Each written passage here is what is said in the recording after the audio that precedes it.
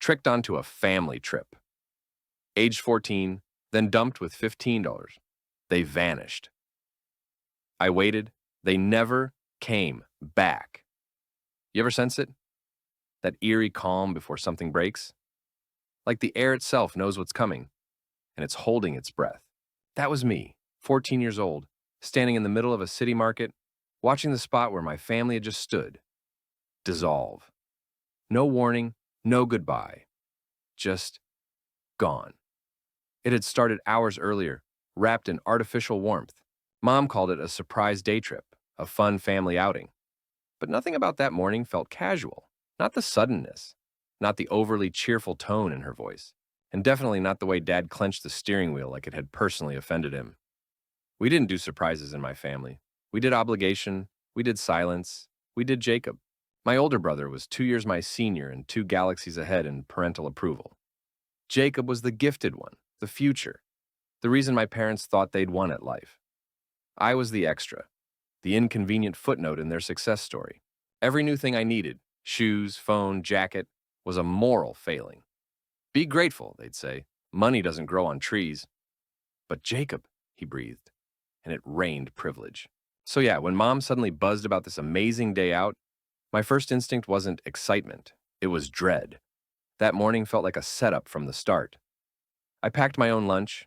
Mom checked my pockets like I was a threat to national security. Dad didn't speak. Jacob smirked. Even the sky felt too bright, like it was trying too hard to look normal. The drive was a masterclass in passive aggression. I stared out the window, headphones in, pretending music could drown out the suffocating quiet. Mom scrolled endlessly through her phone. Dad cursed under his breath about traffic. Jacob filmed a stupid TikTok of himself yawning, his most genuine emotion of the day. When we arrived, the city market was chaos. Blaring music, the oily scent of fried food, vendors shouting over each other. I didn't mind it. Anything was better than being crammed between people who'd rather be anywhere else. 15 minutes in, it happened. Mom stopped walking. She turned to me, eyes wide with pretend enthusiasm. Go explore, she chirped. Check out the booths. Here's some cash.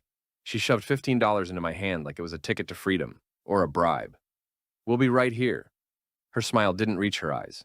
Her voice cracked with urgency, too light, too fake. I knew what this was. I wasn't invited to whatever came next. I was being sent away.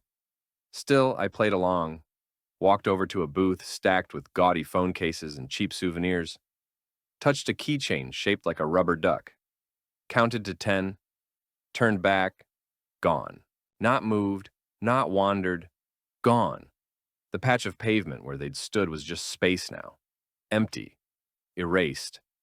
At first, I thought they were messing with me, a prank, some awful joke. But minutes passed, then more, and no one came back. I wandered. I called out. I scanned the crowd until my vision blurred. I even walked the length of the street, twice. Nothing. And that's when it hit me. This wasn't forgetfulness. It was strategy, execution, abandonment with a smile. I sat down on a bench near a popcorn stand and stared at the crumpled $15 in my palm. The whole thing suddenly made sense. The weird cheerfulness, the rushed tone, the fact that they'd insisted I go off and have fun. I wasn't part of the day.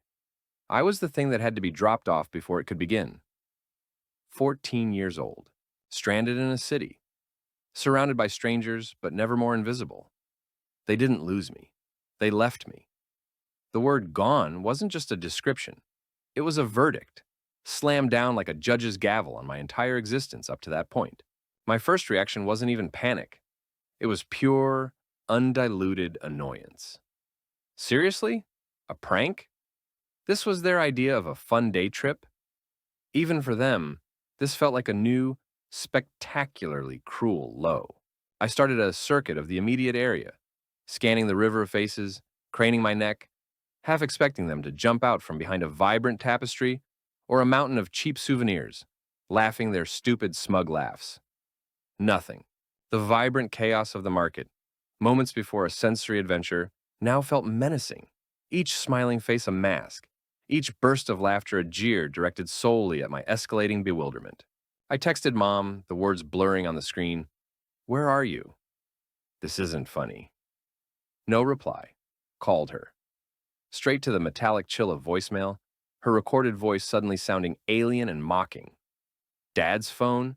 Same dead end. Jacob, the golden child who probably orchestrated this whole disappearing act for a laugh, relishing the thought of my confusion, predictably, his phone just rang into oblivion, each unanswered ring a tiny hammer blow against my rapidly crumbling composure.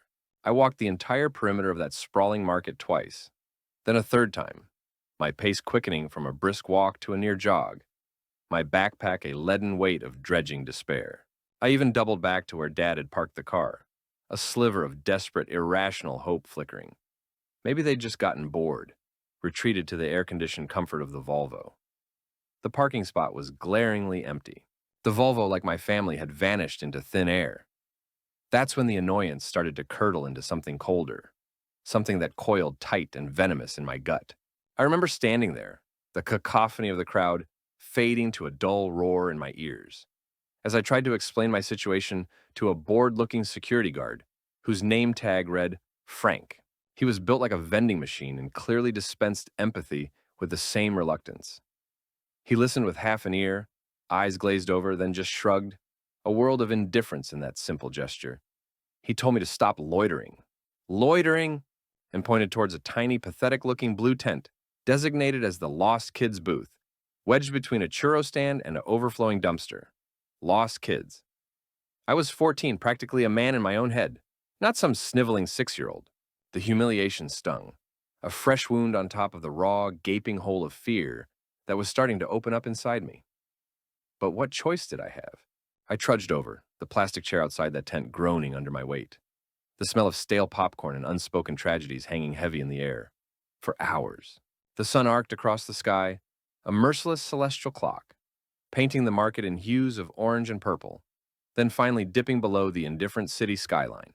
My phone battery dwindled, each percentage point a countdown to complete, terrifying isolation. A kind-faced market volunteer, a woman with tired eyes and a name tag that read Brenda, kept checking on me. Her kindness was almost harder to bear than Frank's indifference. She offered me water, a granola bar I couldn't stomach, and the increasingly insistent suggestion that she call the police. "Honey, it's getting late," she'd said, her voice gentle but firm. "Your parents should have been back by now. Let's just get some help." I kept refusing, mumbling something about my parents running notoriously late, about a massive misunderstanding. Stupid, I know. But at that age, the thought of involving cops, of escalating this into a thing, an official record of my abandonment, felt like admitting defeat, like confirming I was truly, irrevocably alone and unwanted. Besides, a stubborn, idiotic part of me, the part that still believed in fairy tales, where parents didn't just delete their children, clung to the idea that there had to be an explanation. A dead phone. A sudden, unavoidable emergency. Anything but the truth that was now clawing its way up my throat, threatening to choke me. It wasn't until well after midnight, with the market a skeletal ghost town of packed-up stalls and overflowing trash cans, that the final, brutal understanding slammed into me with the force of a physical blow. I was sitting on a cold, dew-slicked park bench just outside the market gates. The relentless, indifferent buzz of the sodium streetlights the only sound breaking the oppressive silence. They weren't coming back. Not tonight. Not ever. My phone was a dead, useless brick in my clammy hand. The $15 Mom had pressed into my palm, their parting gift, their valuation of my worth, felt like 30 pieces of silver. This wasn't a mistake. This was a meticulously planned extraction. I was the tooth they'd decided to pull to stop a phantom ache, the excess baggage they'd finally managed to jettison. That first night alone was a crash course in urban camouflage, the city a brutal symphony that never rested. The park bench turned enemy, its cold seeping into my bones. Every distant creak, every drunken shout, every sweep of headlights was a jolt of adrenaline. I was prey, acutely aware of the predators in the city's underbelly, their shadows dancing in the neon. The $15 in my pocket felt like a mocking gravestone. A temporary fix for hunger, maybe, but no shield against the darkness, no way out of this terrifying freefall. Driven by primal fear, I abandoned the bench and drifted towards the harsh beacon of the bus station. Its fluorescent lights were a parody of welcome. The departure board, a kaleidoscope of destinations, none mine.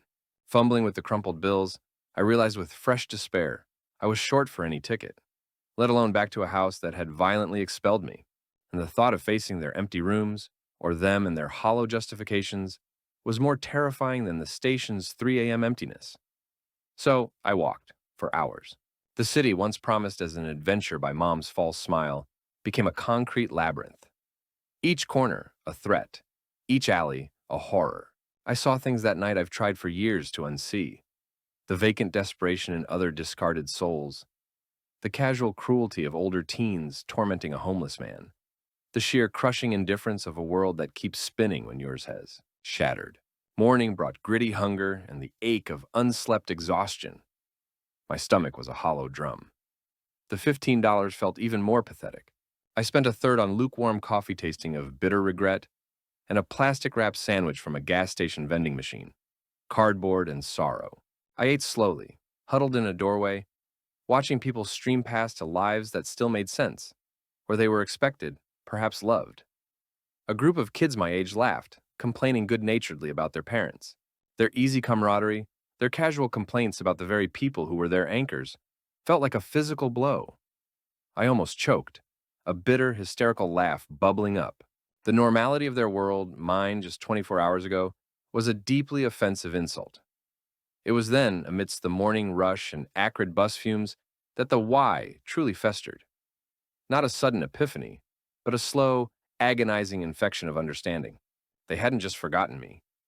They had chosen this.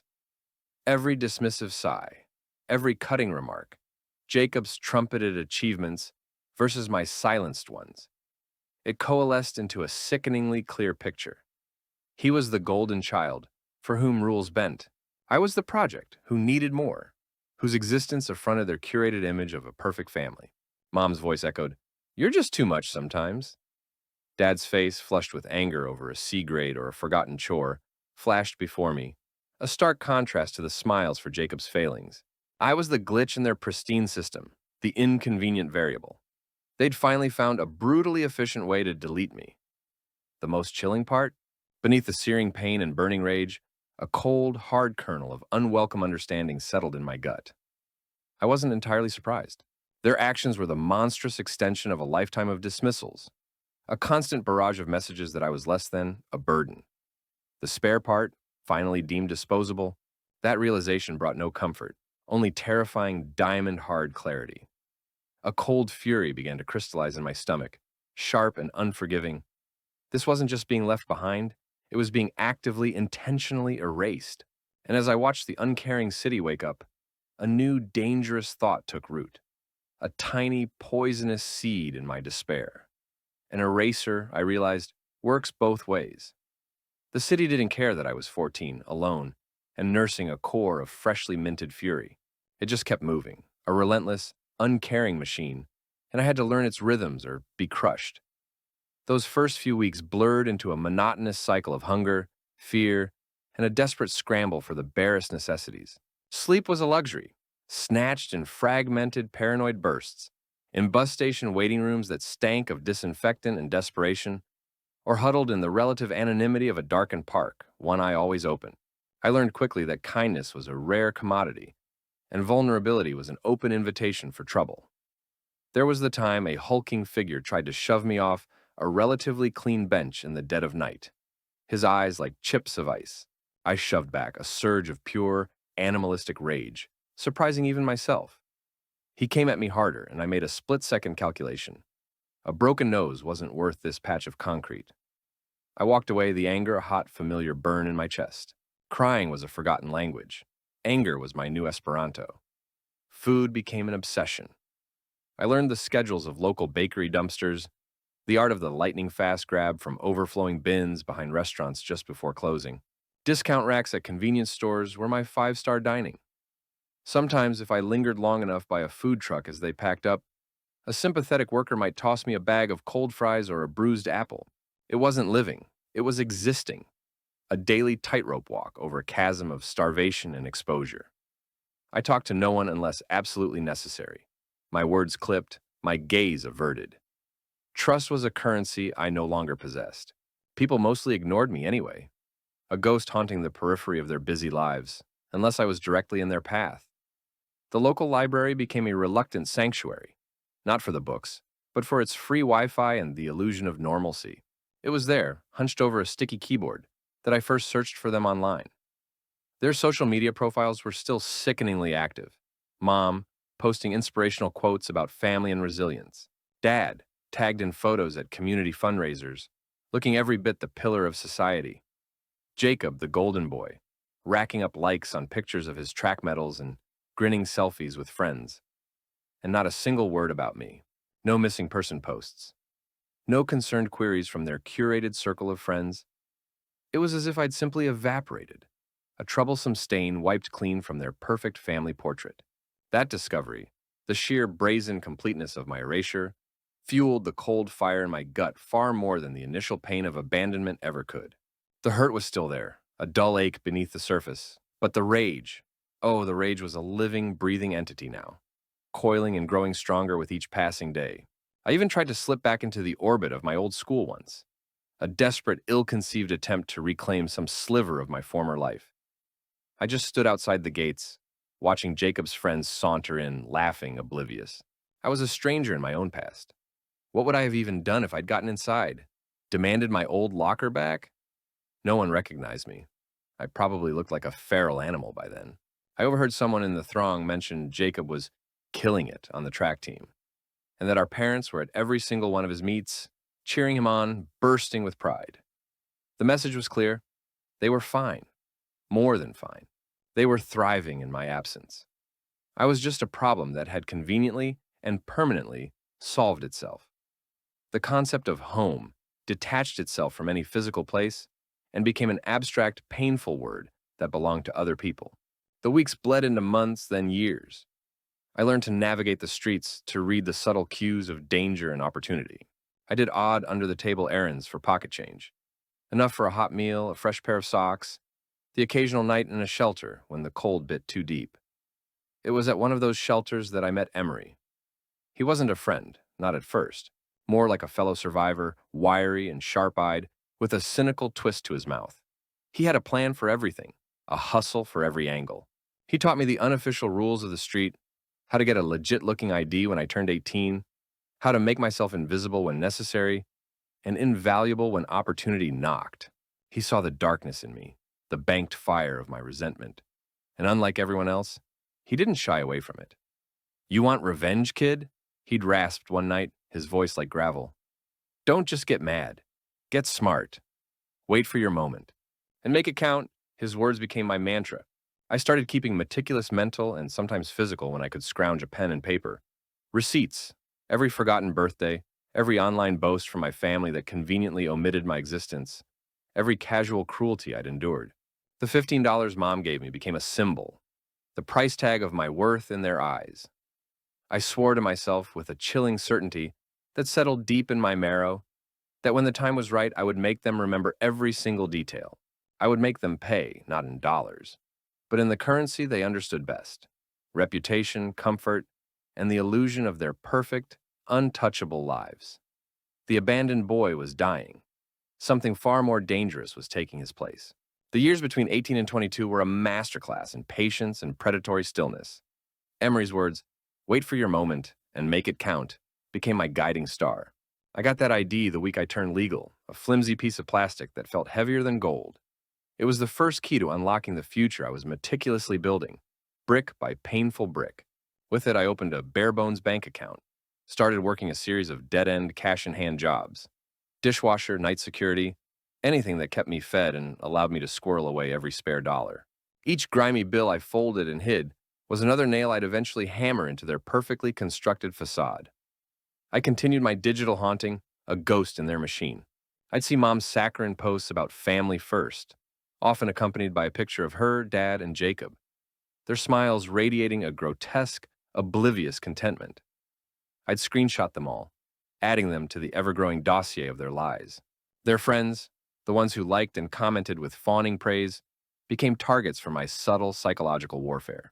Anonymous DMs, carefully worded questions dropped into local community forums from burner accounts. Anyone else remember them having another son? Or heard some unsettling rumors about their business practices? Anyone else concerned? Most were ignored or deleted. but seeds were being sown. I saw Jacob once at a downtown gas station, preening with his friends, oblivious. He didn't even glance my way. I was just another shadow in his sunlit world. The urge to walk over to just look him in the eye was immense. But I crushed it. Not yet. The satisfaction had to be earned, not snatched in a moment of impulsive anger. Then, the whispers started to reach me, filtering through the city's grapevine, sometimes via Emery, who still had ears everywhere. My parents' once thriving business, the one built on a carefully polished image of community values and integrity, was apparently hitting some turbulence. Contracts were being lost, payments delayed, cracks were appearing in their perfect veneer. I saw Mom rant online about jealous people spreading vicious rumors, her digital composure fraying. I almost replied, "Some people just prefer the truth, I guess," but I held back. My revenge wasn't about online sparring, it was about a real-world implosion. The moment arrived with an almost theatrical flourish, heralded by one of Mom's typically boastful posts. They were expanding, a prestigious new development, a legacy project, photos of blueprints, beaming local dignitaries, and crucially, the name of the bank financing the venture. This was it. Their ambition, their greed, was about to become their Achilles heel. I'd saved enough. I'd waited enough. The day I turned 22, I walked into a low-rent lawyer's office, someone Emery knew, someone who asked few questions and specialized in inconvenient truths, armed with my meticulously kept records, birth certificate, old-school reports, the few faded photos that proved my existence before the erasure.